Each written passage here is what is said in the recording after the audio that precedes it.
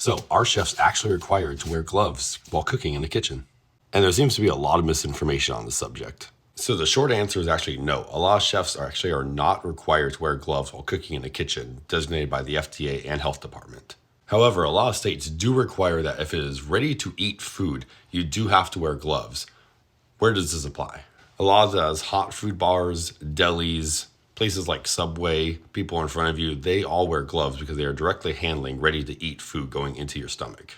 Which may seem a little weird because I always train my cooks dealing with raw food as well to wear gloves. You don't want to really be washing your hands after every single time you touch a piece of raw chicken or raw meat and going to cross-contaminate with others. So gloves are key to a safe operation. However, gloves can also give a false safety net. So a lot of times you see point of view videos of people cooking in the kitchen without gloves. It's actually not as gross as you think. The reason for that is a lot of times people will get too comfortable with gloves and they'll forget that they have them on and they might cross-contaminate with different ingredients. Even if it's like a tomato and lettuce, what if someone's allergic to tomato? What then? So the best practice by the FDA, health department, and the chefs in general when we're training our cooks on how to do it properly is just wash your hands regularly.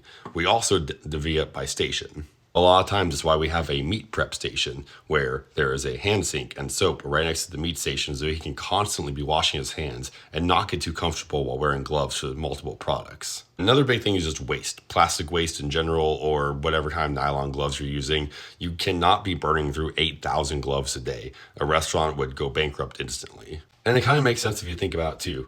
Think about when you go to your family for Thanksgiving. Is your aunt wearing gloves as she preps the stuffing? No. Are you still eating the stuffing?